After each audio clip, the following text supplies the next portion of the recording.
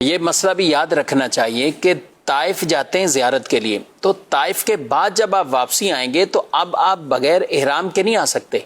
آپ کو احرام، نیت، عمرہ، یعنی یہاں پہ آپ کو اب عمرہ کرنا ہے، احرام کی نیت کے ساتھ آپ کو باقاعدہ آنا ہے. لوگ بعض اوقات یہ سمجھتے ہیں کہ ہم طائف تو ویسے ہی گئے تھے، زیارت کے لیے گئے تھے یا دیکھنے کے لیے گئے تھے، اب واپسی پہ ہمیں کیوں احرام؟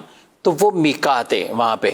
تو جب بھی آپ مکہ مکرمہ میں ہیں، یعنی حج کر کے فارغ ہو چکے ہیں یا عمرہ کر کے فارغ ہو چکے ہیں، اب آپ نے کچھ دن مکہ مکرمہ میں رہنا ہے، تو آپ جب طائف کی طرف جائیں گے تو پھر آپ نے میقات کراس کر لی، اور پھر میقات کو بغیر آپ اب احرام کی نیت کے بغیر نہیں آ سکتے. ہاں، آپ مکہ مکرمہ میں ہیں، اگر کوئی بالفعل یہاں سے جارانہ جاتا ہے یا مسجد عائشہ جاتا ہے یا عرفات کے میدان میں جاتا ہے، مینا میں جاتا ہے، لوگ دیکھنے کے لیے بھی جاتے ہیں، زیارت کے لیے بھی جاتے ہیں، عام عمرہ کرنے والے بھی جاتے ہیں، تو ان پہ ضروری نہیں ہے کہ یہ یہاں سے واپسی احرام پہن کر آنا ان کو ضروری، یہ ضروری نہیں ہے. ہاں، اگر عمرہ ان کو کرنا ہے تو ظاہر حرم کی حدود سے باہر سے ہی نیت کر کے آنی ہے، چاہے مسجد عائشہ سے کریں یا جارانہ سے کریں، کسی مقام سے بھی کریں.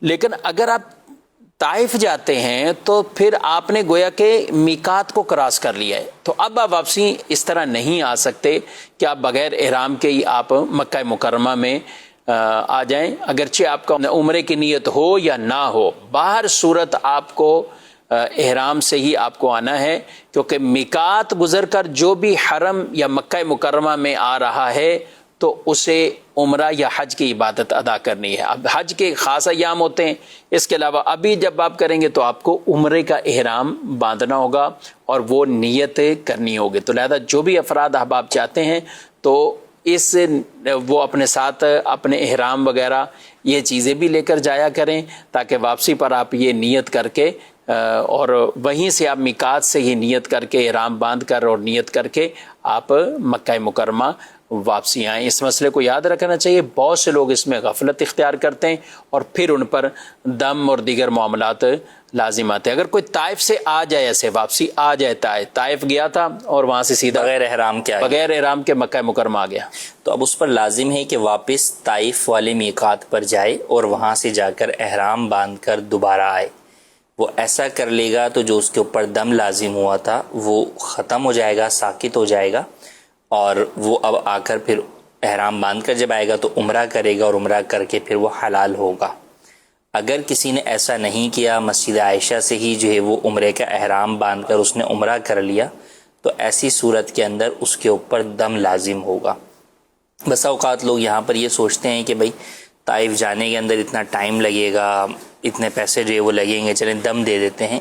تو دیکھیں، دم تو ایک مالی کفارہ ہے جو کہ خلاف ورزی کی صورت میں لازم آ رہا ہے، لیکن ساتھ میں گناہ بھی ہے، اور وہاں کا ایک گناہ حرم پاک کا 1,00,000 گناہ کے برابر ہے. اور پھر وہ بھی جرت و بے باکی کا مظاہرہ کرتے ہوئے آدمی کا گناہ کرنا اور بڑا گناہ ہو جاتا ہے کہ بھئی کوئی مسئلہ نہیں، میں دم دے دوں گا. تو ایسا ہرگز نہیں کرنا چاہیے. ہاں کوئی عذر ہو گیا، کسی کا کوئی معذور ہو گیا کہ وہ بیچارہ جا نہیں سکتا، بیمار ہو گیا، تو وہ ایک الگ کیفیت ہے کہ اس صورت کے اندر جو ہے وہ اس چیز کی طرف جاتا ہے. لیکن جو جا سکتا ہے اس کے لیے حکم یہی ہے کہ وہ جائے طائف، کیونکہ قریب ترین جو ہے وہ آفاقی میقات طائف ہے. صرف طائف جانا ہی ضروری نہیں. اگر کوئی مدینے چلے جاتا ہے اور مدینے سے جو ہے وہ احرام باندھ کے آ جاتا ہے تو بھی جو ہے وہ یوں کر سکتا ہے.